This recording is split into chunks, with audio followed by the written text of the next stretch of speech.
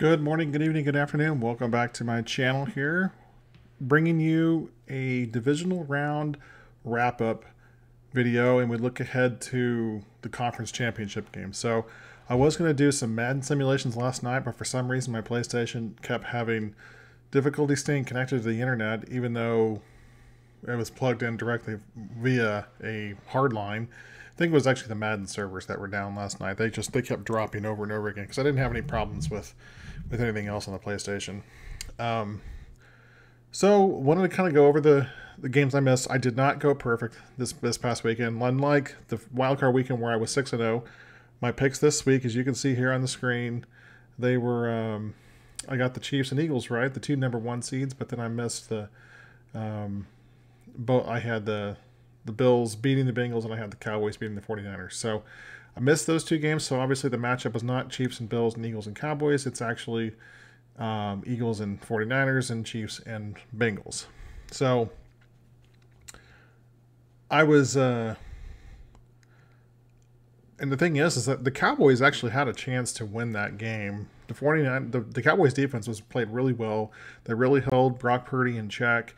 Brock Purdy did exactly what I thought he would do. I thought he would maybe not melt down on the big stage, but I didn't think he would, have as good of a game against a better defense.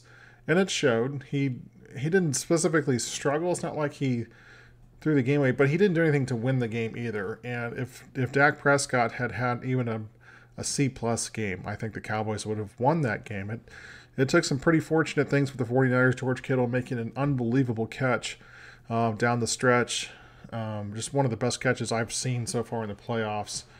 And then the Cowboys just completely melting down from a clock management standpoint at the end of the game.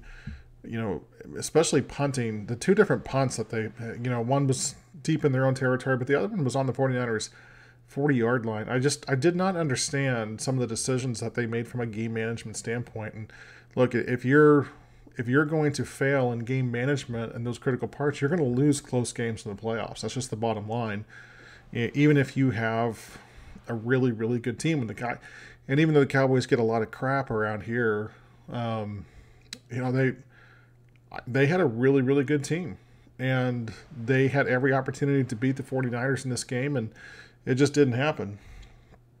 As for the Eagles and Giants game, this was not a contest. Of course, I did pick the Eagles to win. I picked the Eagles to win by 10 points, but I thought it would be like a 17, 20-point lead, and then the Giants would get some garbage time points, make it look a little closer than it was. So I did see the Eagles winning fairly comfortably, but just kind of maybe letting up at the end. Look, their defense didn't even let up at the end. The Giants got one touchdown, and that was it, losing 38-7. Just a complete domination by the Eagles. And I think part of it was the Eagles, even though they were facing a lesser opponent, it's not like they were facing, well, I even say the Buccaneers were a lesser opponent too, but of all the teams that they potentially could have faced, whether it had been the Cowboys or they couldn't have faced the Vikings. The Cowboys or the Buccaneers was probably the better bets in that game, especially if the Vikings had won. Well, definitely, if the Vikings would have won, they would have faced the winner of the Cowboys and Buccaneers game. But they got an inferior team. They had a good game. Don't get me wrong; they had a good game against the Vikings. The Giants did, but definitely not ready to win on the big stage yet. Daniel Jones, played a great game against Minnesota, but he did not play a great game against Philadelphia, and I expected that to go that direction because of their defensive line, which they lead the NFL in sacks, at an NFL sack record this year. They're a really, really good football team, and I think some of the talk about with Jalen Hurts being hurt down the stretch, and they kind of stumbled a little bit, with him being out. There was a lot of talk of, well, are they really the best team in the NFC, or is it really the 49ers, or, are the Eagles really for real? And I'm not going to say they put all that to rest by beating the Giants here. I mean, they beat the Giants twice already this season so they're 3-0 against them. But look, it was the way they came out and just utterly dominated. They didn't give the Giants a chance in that game, and that was very impressive. And and now that they're going up against the 49ers, I think they're going to give Brock Purdy a lot of problems, even more than he faced against the Cowboys. And I know that a lot of people seem to be putting money on the 49ers to move on because they have the overall more talented roster. But I just think that it's going to come down to simple matchups, and that defensive line of the Eagles, I don't think it's going to match up well against the 49ers the 49ers up front. And I think Brock Purdy is going to feel that heat, and that's why I have the Eagles moving on to the Super Bowl. So and we'll talk more about some of these matchups here. I'll probably talk more on the AFC side just because I am a Chiefs fan and I know more about the AFC side than I do the NFC. Let's talk about Bengals and Bills first. So as you see here, I picked the Bills to win. One of my buddies, he was telling me on Facebook, he said, he's like, it looked like you were really struggling by making that pick. And if you go back and watch that video, links down below in the description. I did. I really struggled making this prediction. I wasn't sure which way this game was going to go. I thought the offensive line issues of the Bengals would be a detriment to them. Even though Joe Burrow is the second fastest quarterback in the NFL in terms of getting the pass out, I still thought that the Bills could exploit that. I completely overrated the Bills, and I'll never do that again. And I don't like the Bills, and I don't like most of their fans. Some of their fans are cool, but a lot of their fans are just complete. They're just crazy. Their quarterback is incredibly thin-skinned. He's been handed trophies. He's been handed, titles that he hasn't earned, and so has the team. I mean, when their most impressive thing that they've been known for over the past 3-4 years is losing to the Chiefs and getting an NFL overtime rule changed, I mean, that's not saying a whole lot. I mean, there's nothing there that shows you anything. And especially after the way Mahomes played against the Jaguars and being hurt and coming back and being hobbled and winning that game, showing the fortitude he did, putting up the numbers he did, after being hurt. Now, it wasn't gaudy numbers, but it was really, really good numbers. I don't ever want to hear anybody else ever say again that Josh Allen is even on par with Patrick Mahomes or Joe Burrow for that matter. Burrow and Mahomes, well, Mahomes was already clearly head and shoulders above Allen anyway, but for some reason the national media and all the Bills fans seem to think not. Josh Allen is regressing as a quarterback. And there was a stat that was tweeted. I heard it on Nick Wright's show, but I saw it on Twitter too, and I figured I was like Nick's going to pick up on this.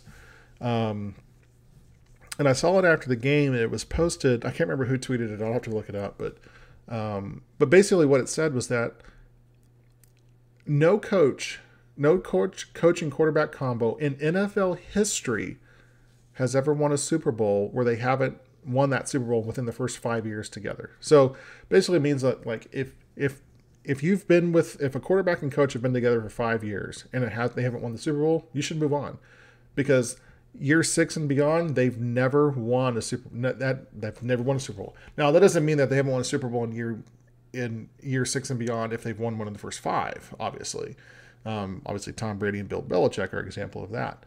But Mahomes won his in year 2.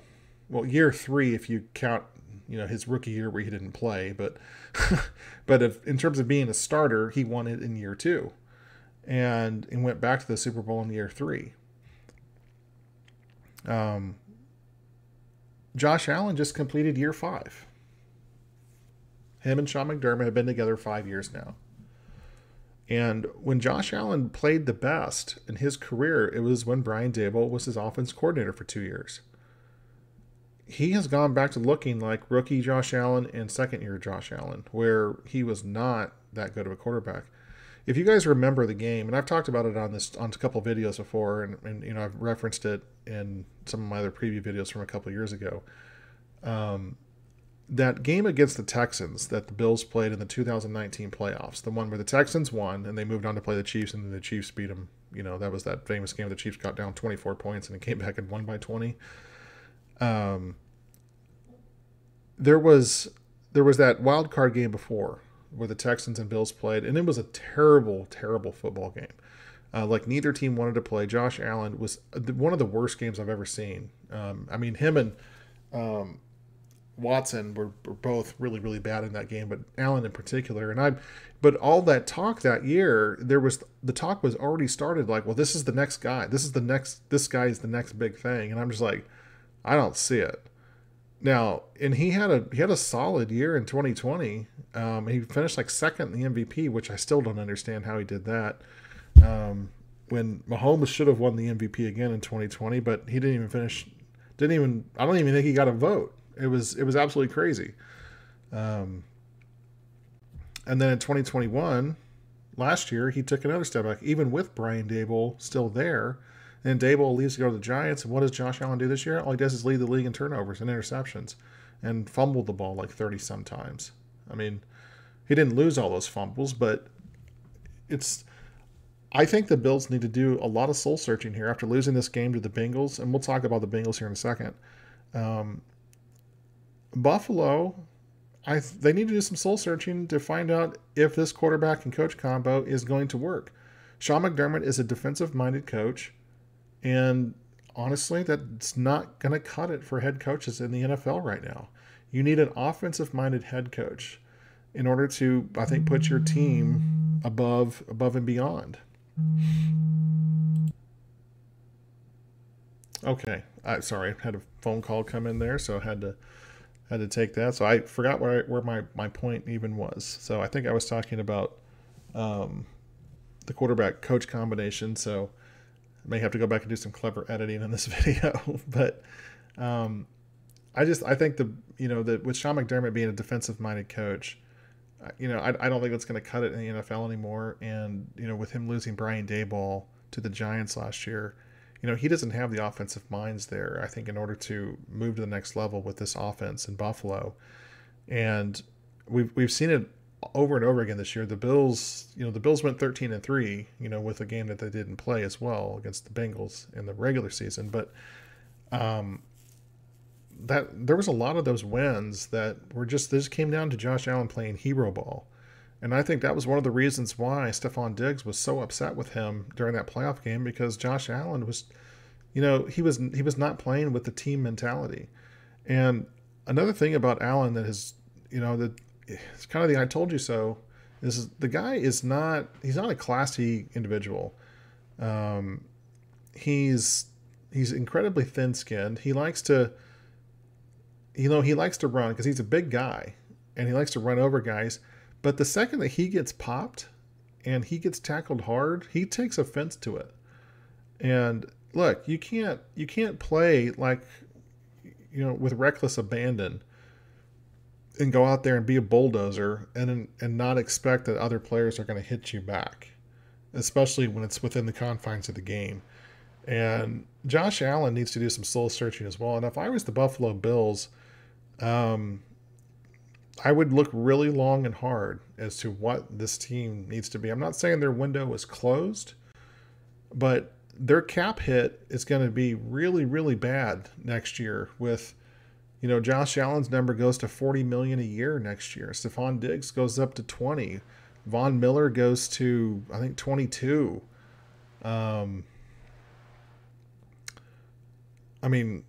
They've got like 5 guys making like $120 million of their payroll, and they are in the fourth or fifth worst cap position in all of football, and they're going to be $20 million over the cap without even doing anything. And so they're going to have to make some decisions on some guys to get rid of,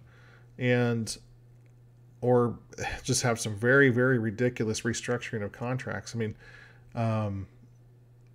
I don't know what they're going to do. And I'm not saying they should get rid of Josh Allen, but if I was their owner, I would probably stay pat this year. And even though you're flying into the whole thing of, looking at, the 5-year thing between a coach and a quarterback, and if they'll probably take a step back next year. And depending on how big that step back is, if they go like 11-6, which is what they did last year, or 12-5, that's not terrible. It's not a big step back. But look, the Dolphins had a decent season. It depends on what Tua does. Now they're in a very poor cap position too. And you can never count out the Patriots and the Jets. I mean, the Jets are in a terrific position with good young skill players and one of the better defenses in that division.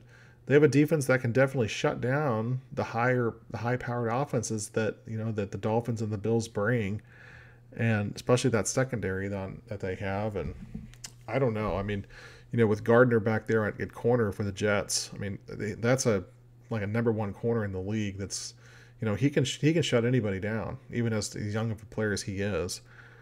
So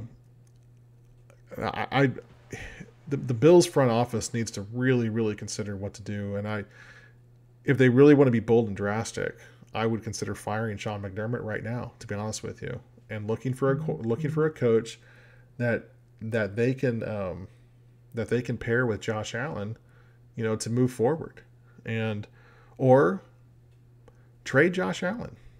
Someone will take him. You'll probably get a lot of picks for him, and then rebuild.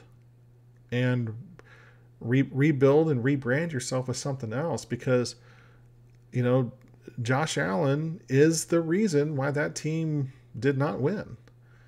People can talk about coaching all they want, and yeah, Sean McDermott did not coach a good game, and the Bills defense was not effective against Joe Burrow. But if the Bills are who they think they are, they should have kept up with Cincinnati on offense. And, as a Chiefs fan, I've seen this countless times with the games that the Chiefs lost. A lot of times on Twitter, people go crazy about Steve Spagnuolo and how he's not doing this for the defense, he's not doing that for the defense. But all the games the Chiefs lost this year, and many of the games in the Mahomes era, it's come down to Mahomes and the offense not doing enough. Because that's just the way that the NFL is played. So, Bengals moving on. Joe Burrow that guy is something else. And it's hard. I really wish he was in the NFC so I could really, really root for him, because he's a guy that's easy to root for. But it's hard to root for him when he's in your own conference. So, Chiefs and Jags. Obviously, the Chiefs get the win. Mahomes. The big story, though, is Mahomes' injury. And there's been lots of talk coming out the last couple of days that Mahomes is doing better. And then there's some alarmists out there at ESPN who are saying, oh, he'll be on crutches by Wednesday, and he'll be having to talk to the doctors about possibly having surgery. The reports coming out are that this high ankle sprain is no different than the one he suffered in 2019, ironically enough, against the Jaguars, and he really showed no ill effects after that high ankle sprain, and came out and played an unbelievable game against the Raiders the next week and threw for like 450 yards and like 6 touchdowns or something. It was crazy. Now, I don't know what we're going to see from him. It's funny. There seems to be a lot of ankle experts suddenly popping up within the vicinity of Cincinnati, Ohio, online recently, and most of them are saying how that Mahomes probably, for the betterment of his career, shouldn't play. So it's funny how all those experts are now in Cincinnati, Ohio, and they're all experts on ankle injuries. It's really interesting. So, what do the Chiefs do in this game against the Bengals? When the Bengals and Bills game was first concluded and the line first hit, the Chiefs were a 2.5-point favorite. Depending on what site you go to now, you can get the Bengals as favorite right now for 2.5. Some have been up to 3 now. So the line has moved 5 to 5.5 points. That is 100% because of Mahomes' injury, and it's to the point now where if it goes a little more, the smart money is to put it on the Chiefs. The Chiefs' defense played extremely well against the Jaguars. Trevor Lawrence didn't do anything special. He didn't do anything to win the game for him. He was confused by the Chiefs' defense. He was battered by the pass rush, which the Chiefs did not blitz that often. They were able to get there usually with four guys just coming in. A couple times they had some defensive linemen just come free, and it was one of the things that I was really, really encouraged to see was the play of the defense. And they're saying, well, they gave up 20 points. I'm like, well, yeah, Lawrence is a good quarterback, and they gave up 17. They gave up, one of the touchdowns was on an incredibly short field after a long kickoff return. And and then the last 3 points was a gift because the Chiefs were already basically had already won the game, and the Jaguars kicked a field goal with what was it 30 seconds left to cut the lead to 7, so they could try to onside kick and get it back, which didn't work. So it was 27-17 with 30 seconds left to go in the game. So it was a 2-score game, and so they did get the backdoor cover on that. So, but Mahomes, after he came back from the injury, he played well. Now he was limited. He stayed in the pocket. There was one time that he scrambled for a first down, and you could tell it was painful. It was painful to watch. I'm sure it was painful for him.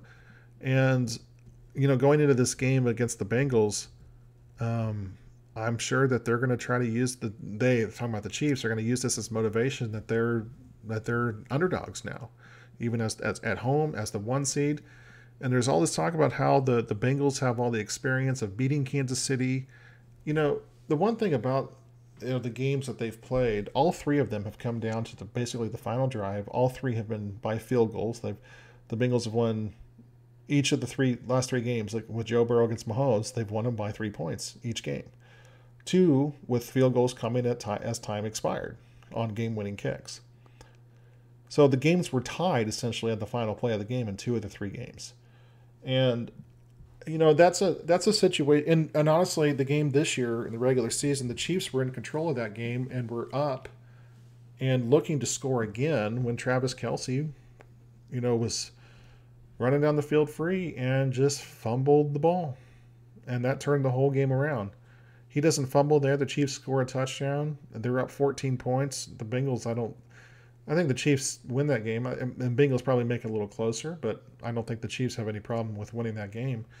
And no, I don't think that would change anything here.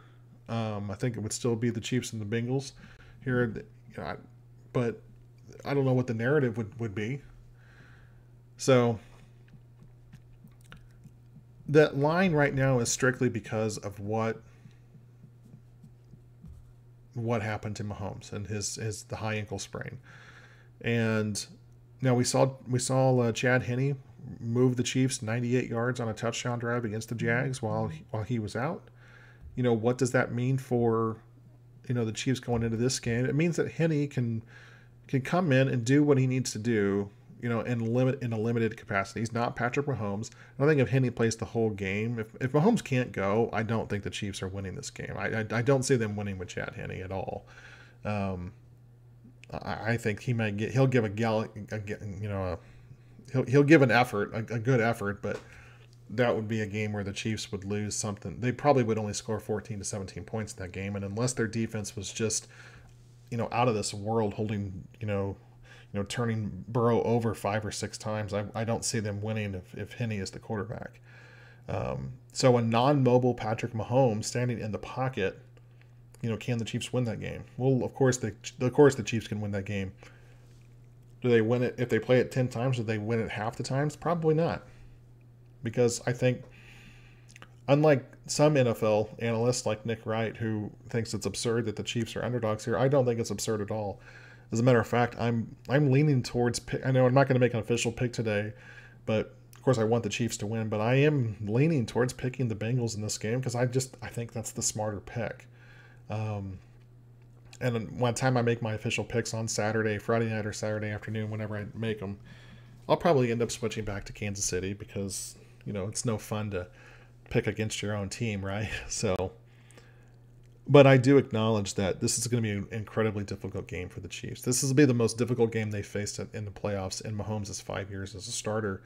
Even more difficult than the Patriots game, in 2018 where they lost against Tom Brady. This will be the most difficult just because of the situation, the context surrounding it, and and honestly, even if the Chiefs manage to win this game, they're gonna face one of the 2 best teams in the NFL.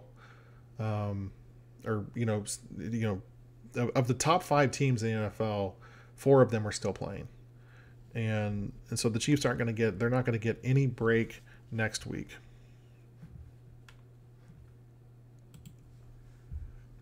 So with no break for them, I'm thinking that it's going to be It's going to be a close game. I really do. I really think that. I think the defense is going to ratchet it up. You know, it's kind of like, you know, when they talk when you hear about people that lose one of their senses, like they lose their eyesight or they lose their, or whatever, they lose one of their senses, and how the other senses that they have suddenly become more, they can become stronger because it's compensating for the lack of a sense that you lose.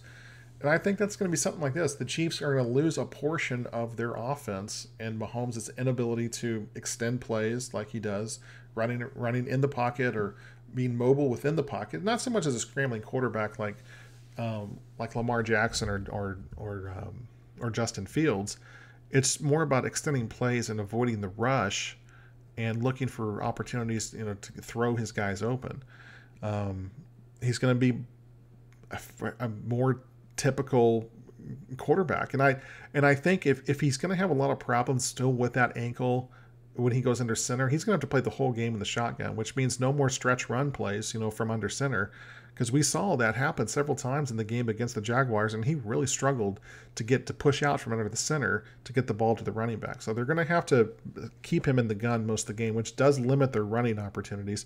They still run it quite a bit from that spot, but it's going to be a little different than what we're used to. So maybe they go into more of a pistol look than a pure shotgun look. So it'll be interesting to see what Andy Reid and his offensive staff, what they come up with, you know, to put Mahomes in the best position to get them to win. So, I mean, I still think a hobbled Mahomes against the Cincinnati defense, still think they can score points. I don't think they're going to score as much as what they could have if he wasn't. It's going to come down to, what does the Chiefs defense do against Joe Burrow? And look, Burrow was kept clean for the most part, you know, even with a patchwork offensive line, missing 3 starters, and they're going to be down another guy. They're going to be down 4 starting offensive linemen against the Chiefs. The Chiefs have to take advantage. It is time for Chris Jones to show up on the biggest stage, where he disappears a lot. And, you know, he showed up in the Super Bowl in a big way against the 49ers. Now, he didn't have a sack in that game, but he had 3 deflected passes, or deflections at the line of scrimmage, 2 of which probably saved touchdowns, to be honest with you, late in the game.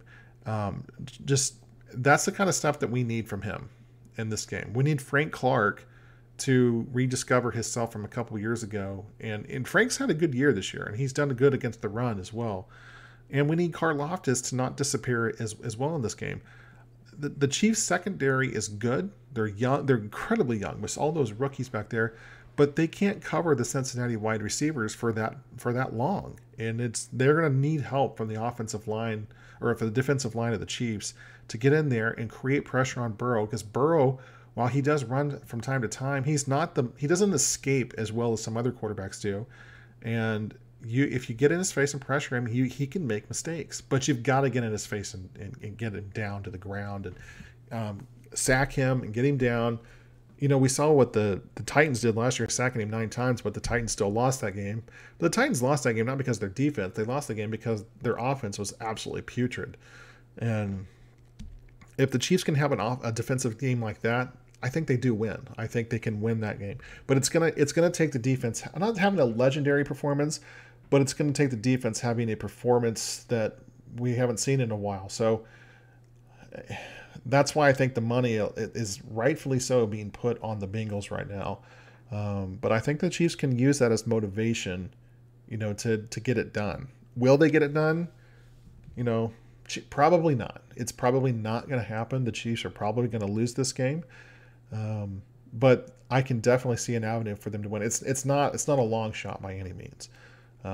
But their opportunities have been limited. But look, Patrick Mahomes is still the best quarterback in football, and he is one of the most cerebral quarterbacks in football. And if anyone can get it done, it's him. And you know, he doesn't want to go into next year knowing that he's lost to the Bengals and Joe Burrow 4 times in his career. That's not what he wants to be defined as. That's not what we as Chiefs fans want either. Do you think we want to get on Twitter after this game if the Chiefs lose and say, you know, we've won 1 Super Bowl in the past 5 years. All 5 years the Chiefs been in the championship game, and they've only made the Super Bowl twice. Do you think we want to defend that record? Now, a lot of teams would kill for that record, you know, because it's something that, you know, no one else has ever done. But we don't want to become the Atlanta Braves of the NFL either, where we win one title, but we go to all these other Super Bowls and the semifinals and championship game matches and just don't get just kind of not melt down. But the Chiefs have been so close to being, if the Chiefs make it this weekend to the Super Bowl, to make 3 Super Bowls in his 5 years, how close it's been for them to have been in the Super Bowl 5 consecutive years, and they probably would have won at least one of those other ones too. This is the best team in football in the NFL by far over the past 5 years consistently, and no one can take that away from them. But it's time for them to win a game when the adversity is ratcheted up a little bit. So, and to go out there when everyone says they can't do it, and do it. So anyway, so those are my thoughts on this past weekend of games and kind of just looking forward a little bit here. Again, I'll make my official picks later on in the week. If I can get the Wi-Fi just signal to go get into the basement a little better tonight, maybe we'll do the Madden simulations and see where we are. I don't know how the Madden simulations are going to work with simulating Mahomes' injury. I don't know how we're going to do that because I don't know how accurate they're going to be. They're not terribly accurate anyway, but I'm not sure.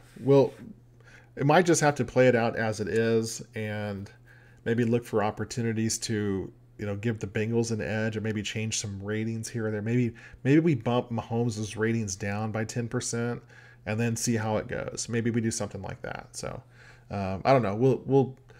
I'll play around with it and see what we can do. But I am looking forward to this weekend. I'm looking forward to the Chiefs and the Bengals matching up again. It's not the team that I thought would get here. I thought the Bills would beat them. But I am glad it's going to be at Arrowhead and not at a ridiculous neutral site game.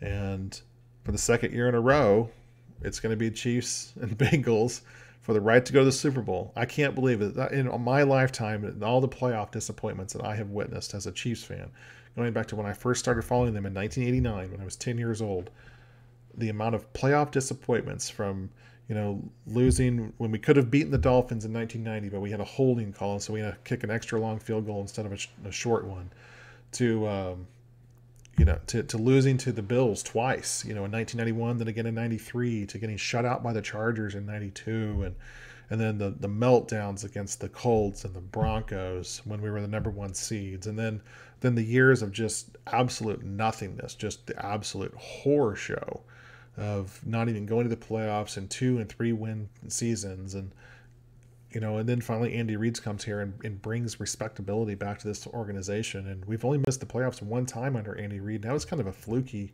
situation. That was in year 2. It looked like the Chiefs were definitely going to make it that year, and they just kind of fell apart down the stretch when Alex Smith kind of played poorly. That was the only year that they didn't, and I think they still finished 10-6 that year, but I think they were 9-7. That was the same year that they lost on that Thursday night game against the Broncos, where they were leading by a touchdown, and then the Broncos tied the game, and then the Chiefs got the ball back with like 40 seconds to go, and they handed it off to Jamal Charles, and he fumbled, and the Broncos ran it back for a touchdown. So they scored like 14 points in a matter of like 30 seconds. It was crazy. So anyway, thanks for watching this video. Looking forward to the games this weekend. Hope you like it. Give me a thumbs up if you like this video. Consider subscribing to the channel for more playoff NFL content if you like video games. Right now, I've started up a series on Assassin's Creed Brotherhood. That video is currently uploading. So it'll be done here in a little bit, but I'm gonna play through that whole game, and then we'll do Assassin's Creed Revelations right after that. So if you're into video games, you're into Assassin's Creed, I'm doing a new Let's Play on that. Anyway, thanks for watching. Hope you enjoy it. We'll talk to you later. Bye for now.